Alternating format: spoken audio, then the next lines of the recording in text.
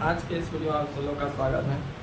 आज के इस वीडियो में हम लोग क्लास 10 के गणित का जो चैप्टर नंबर 6 है, चैप्टर का नाम है त्रिभुज। त्रिभुज का परिमेय 6.2 को पढ़ने वाले हैं। यहाँ हम लोग परिमेय को लिख चुके हैं। परिमेय है 6.2, जिसको हम लोग थेल्स परिमेय के विलोम के नाम से जानते हैं। इस परिमेय को क्या बोलते हैं? थेल्स परिमेय का विलोम, मतलब थेल्स परिमेय का उल्टा है। परिमेय 6.2 में क्या कहता है? बोला यदि एक रेखा किसी त्रिभुज की दो भुजाओं को एक ही अनुपात में विभाजित करे। इसके लिए हमें पिक्चर बनाना है। बोला एक रेखा किसी त्रिभुज का, तो कोई हमें एक त्रिभुज बना लेना। एक त्रिभुज बना लेते हैं, इसका नाम देखिए ABC। तो बोला इसमें यदि एक रेखा, कोई एक रेखा है किसी त्रिभुज की दो भुजाओं को एक ही अनुपात में विभाजित करे। किसी त्रिभुज का दो भुजा लेना है, जैसे इसमें AB ले लिए, AC ले लिए, दो भुजा हो गया। इसी को दोनों भुजाओं को एक ही अनुपात में विभाजित करें। एक रेखा है, मान लेते रेखा इस प्रकार गया है, और इन दोनों भुजा को AB और AC को समान अनुपात में विभाजित कर दिया। रेखा का नाम दे देते हैं BD। रेखा का नाम दिया BD। समान अनुपात में विभाजित करता मतलब AD बटे BD इक्वल टू क्या होगा? AE by EC। ये होगा ना AD बाय BD। इसको दो अनुपात में, मतलब इसको दो भाग में बांटा है। इसका नाम है AD, इसका नाम है BD। ये हो गया AD बाय BD। और इसको दो भाग बांटा है, जिसका नाम है AE और C। इसका हो जाएगा AE बटे C। और दोनों बोला एक ही अनुपात में विभाजित करें। तो जो रेखा खींचे हैं D क्या करता है? दोनों भुजाओं को एक ही अनुपात में विभाजित करता है। ये हमें दिया गया है, क्या दिया है? AD by BD, AD by BD equal to क्या है? AE by CE। यहाँ पर दे चुका है AE बाय CE। इसका नाम दे देते हम लोग equation number 1। AD by BD है, AD बाय BD, यहाँ AE बाय CE दोनों क्या है? इक्वल है। इसका नाम है इक्वेशन नंबर 1। तो बोल रहा है तो वह तीसरी भुजा के समांतर होती है। तो यह रेखा क्या होगा? तीसरी भुजा के समांतर होगा। यह किसका परिमेय है? थेल्स परिमेय का विलोम है। क्या है यह? थेल्स परिमेय का विलोम। मतलब यदि DE खींच के दोनों भुजाओं से होकर ये दोनों भुजाओं को सेम अनुपात में विभाजित कर रहा है, वह क्या होगा? तीसरी भुजा के समांतर। तो BC के क्या होता है? समांतर। यहाँ पर BC समांतर क्या होगा? DE होगा। अब इसी बात को हमें यहाँ पर प्रूव करना है। और जो क्वेश्चन पूछेगा इसे, इसको सिद्ध करने के लिए पूछता है। क्या बोलता है? सिद्ध करने के लिए। जो 5 मार्क का क्वेश्चन में पूछता है। यहाँ पर हमें सिद्ध क्या करना है कि BC समांतर DE होगा। इसको सिद्ध करने के लिए हमें सबसे पहले सिद्ध क्या करना है, उस बातों को लिखते हैं। सिद्ध करना है, सिद्ध करना है। सिद्ध क्या करना है? BC समांतर DE, BC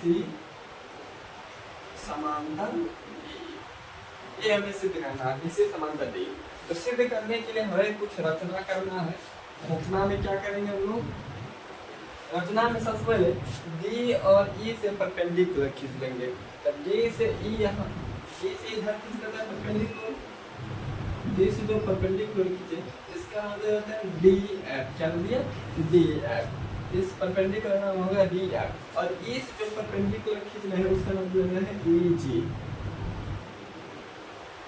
परपेंडिकुलर खींचिए, इसका नाम देते हैं EG। यहाँ कितना डिग्री बनेगा? 90 डिग्री। यहाँ पर कितना डिग्री बनेगा? 90 डिग्री। तो D से परपेंडिकुलर खींचे DF, और DF किस पर खींचे हैं? AC पर। यहाँ पर रचना में क्या किए हैं? DF परपेंडिकुलर, DF परपेंडिकुलर किस पर है? AC पर। DF परपेंडिकुलर AC और EG दूसरा है, दूसरा EG परपेंडिकुलर किस पर है? EG परपेंडिकुलर किस पर है? AB पर। तो EG परपेंडिकुलर AB खींचा तथा रचना करती है DF किस पर खींचे हैं? AC पर परपेंडिकुलर, और AG किस पर खींचे हैं? AB perpendicular.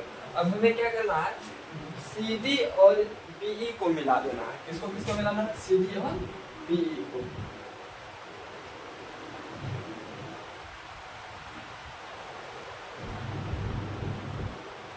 उसके बाद हम लोग क्या किया है? BE और CD को मिलाया तथा BD, BD नहीं BE तथा BE तथा CD, BE तथा CD को मिलाया। इतना हम लोगों ने रचना किया, रचना तो हो गया।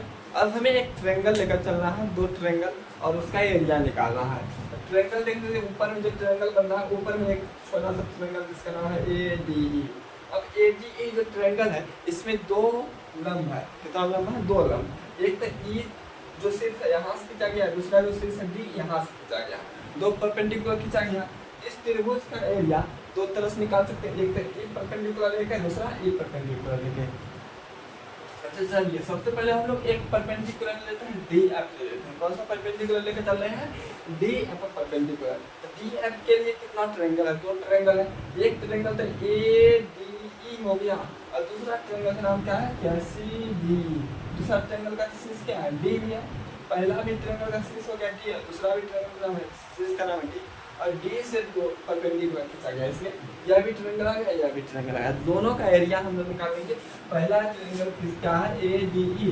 पहला ट्रायंगल का निकालते हैं ADE। अब एरिया निकाल लेते हैं किस त्रिभुज का? ADE का। Area of triangle ADE। तो ADE ट्रायंगल का एरिया निकालने हैं। तो एरिया का फार्मूला क्या होता है? 1/2 into आधार इंटू ऊंचाई, 1/2 into आधार। अब ऊंचाई और आधार लेना है, तो 1/2 into आधार। आधार क्या होता है? आधार वह लेना है जिस पर परपेंडिकुलर खींचा गया।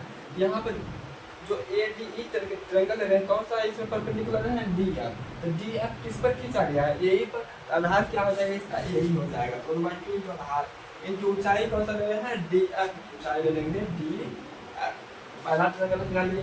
अब जो यहाँ से जो से खींचा गया परपेंडिकुलर DF, अब इससे जो ट्रायंगल बन रहा है, एक दूसरा ट्रायंगल यहाँ बन रहा है, इसका नाम क्या है? CDE। दूसरा ट्रायंगल का एरिया निकालेंगे, तथा एरिया ऑफ ट्रायंगल CDE। अब हमें इस ट्रायंगल का एरिया निकालना है। ये जो परपेंडिकुलर खींचा गया, किस पर खींचा गया? इस पर। CDE का आधार कहाँ से कहाँ तक होगा? C से E तक, क्योंकि ट्रायंगल CDE केवल यहाँ तक है। आधार क्या हो जाएगा? C से E। तो आधार हो गया इसका C। तो 1/2 into आधार। आधार का काम कौन कर रहा है? C गुना ऊंचाई। ऊंचाई का काम कौन कर रहा है? यहाँ से खींचा गया, ऊंचाई क्या है? DF। ऊंचाई हो गया यहाँ पर DF। अब क्या करेंगे? दोनों का रेशियो हम लोग निकालेंगे। इसीलिए एरिया ऑफ ट्रायंगल, ऊपर में कौन सा ट्रायंगल है? ADE, और निचला ट्रायंगल का नाम है CDE। दोनों ट्रायंगल का रेशियो निकालें, मतलब बट्टा में लगा दिए। तो 1/2 से 1/2 खत्म हो जाएगा, DF से DF खत्म हो जाएगा, बच जाएगा क्या? AE/C। इसका बच गया AE/C। इक्वेशन नंबर 1 है, इसका हम लोग नाम देंगे इक्वेशन नंबर 2। ये होगा इक्वेशन नंबर 2। अब पुनः वही क्रिया करना है, दूसरा लंब लेकर पुनः। अब दूसरा लंब हमें लेना है, DF तो ले चुके हैं, दूसरा लंब क्या है? GE। क्या है? EG चाहे GE। चलिए पहला ट्रायंगल निकालते हैं ADE। इसके लिए शीर्ष कौन सा शीर्ष से खींचा गया? E से खींचा गया। किस पर खींचा गया? AD पर खींचा गया। तो दूसरा ट्रायंगल रहे, पहला ट्रायंगल रहे ADE। एरिया निकाल लेते हैं पूरा ADE का। इस बार दूसरा लेकर चल रहे हैं, 1/2 का आधार। अब GE जो है किस पर है? AD पर है। इसका आधार क्या हो जाएगा? AD इंटू ऊंचाई होता है। ऊंचाई का नाम क्या है? EG। ऊंचाई हो गया EG।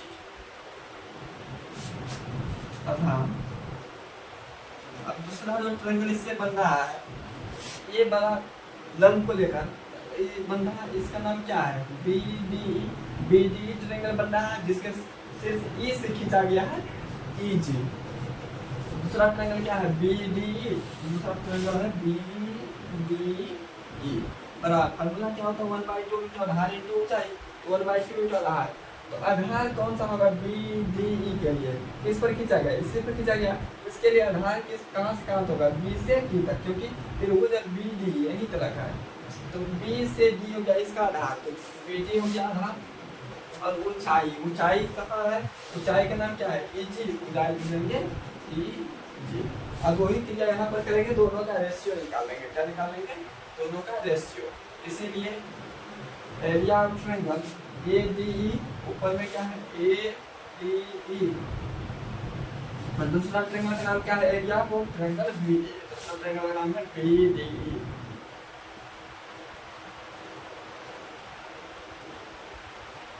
अब इसका वैल्यू कितना निकल जाएगा? 1/2 से 1/2 खत्म हो जाएगा, इजी से इजी खत्म हो जाएगा। बचेगा क्या AD बाय BD, यहाँ बच जाएगा AD बाय BD। ये हो गया इक्वेशन नंबर 3। यहाँ पे इक्वेशन नंबर 1 हुआ, यहाँ पर 2 हुआ, यहाँ पर हो गया 3। अब 1, 2 और 3 को देखना है कि 1, 2, 3 में क्या है। पहला में तो AD बाय BD बराबर है AE by C।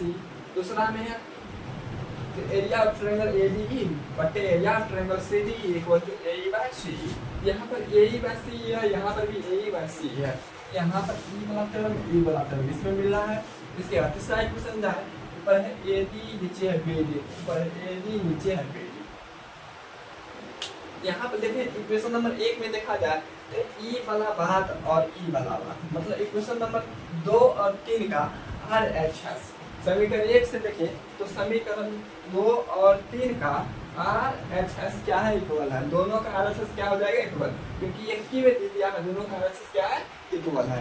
RHS equal रहने पर LHS भी क्या हो जाएगा, इक्वल। RHS इक्वल है इसलिए LHS भी क्या होगा, इक्वल। किससे, समीकरण 1 में दोनों चीज दे दिया, RHS दोनों इक्वल है, इसलिए समीकरण 2 और 3 से क्या हो जाएगा, LHS भी इक्वल हो जाएगा। चल रहे हैं समीकरण 1, 2, 3 से। समीकरण 1, 2 तथा 3। समीकरण 1, 2, 3 से क्या हो जाएगा, LHS इक्वल, मतलब एरिया ऑफ ट्रायंगल ADE बटे एरिया ऑफ ट्रायंगल CDE बराबर, इधर क्या हो जाएगा, एरिया ऑफ ट्रायंगल ADE बटे एरिया ऑफ ट्रायंगल BDE। यहाँ पर समीकरण 2 और 3 से LHS भी इक्वल कर चुके हैं, LHS इक्वल हो गया। ऊपर देखिए एरिया ऑफ ट्रायंगल ADE है, इधर भी एरिया ऑफ ट्रायंगल ADE है, तो दोनों क्या हो जाएगा, कैंसिल हो जाएगा, बच जाएगा क्या, एरिया ऑफ ट्रायंगल CD और एरिया ऑफ ट्रायंगल BD। अब इसको उलट के लिख देते हैं, ऊपर लिख देते हैं, इसीलिए यहाँ पर एरिया ऑफ ट्रायंगल CDE बराबर एरिया ऑफ क्या हो जाएगा, BD। यहाँ पे इन दोनों ट्रायंगल का एरिया क्या होगा, इक्वल हो गया। दोनों ट्रायंगल अलग है, एक का नाम है CD, दूसरा का नाम है BD, तो CDE और BDE। लेकिन दोनों ट्रायंगल को अगर ध्यान से देखा जाए तो दोनों ट्रायंगल एक ही आधार पर, आधार का नाम क्या है, D, और एक ही रेखाओं के बीच है, DE और BC के बीच है। अब दोनों एरिया इक्वल है, इस कंडीशन में क्या होता है, दोनों रेखाएं समांतर होती है। दोनों का एरिया इक्वल कब हो सकता है, जब ये दोनों रेखाएं क्या हो, समांतर हो। बिना समांतर के एरिया इक्वल नहीं हो सकता है, जो कि क्लास 9 के चैप्टर नंबर तत्व का नाम क्या है, समांतर चतुर्भुज का क्षेत्रफल, उसमें ये थ्योरम किया गया है। यहाँ पर हम लोगों का क्या है, यहाँ जो पहला ट्रायंगल है, पहला ट्रायंगल का नाम CD, दूसरा ट्रायंगल है BD। तो पहला ट्रायंगल CDE तथा ट्रायंगल BDE एक ही आधार, आधार का नाम क्या है, DE, एक ही आधार DE पर स्थित है। एक ही आधार किस पर है, DE पर स्थित है, और किसके किसके बीच है, DE और BC के बीच है, और DE तथा BC के बीच, किसके किसके बीच है, DE और BC के बीच है, और इन दोनों रेखाओं के बीच है, इसलिए दोनों ट्रायंगल का एरिया भी इक्वल है। एरिया इक्वल रहने पर दोनों रेखाएं क्या हो जाती है, समांतर, क्या हो जाएगा, समांतर। इसीलिए BC समांतर क्या हो जाएगा, DE, तो BC और समांतर क्या हो जाएगा, DE। यही हमें प्रूव करना था, तो ये हो चुका है प्रूव। यहाँ पर BC समांतर क्या प्रूव करना था, DE, BC समांतर DE। यहाँ पर हम लोगों का BC समांतर DE प्रूव हो चुका है। उम्मीद करते हैं कि जो थेल्स परिमेय का विलोम था, परिमेय 6.2, ये आप लोगों को समझ आया होगा। अब इससे आगे हम लोग मिलेंगे नेक्स्ट वीडियो में।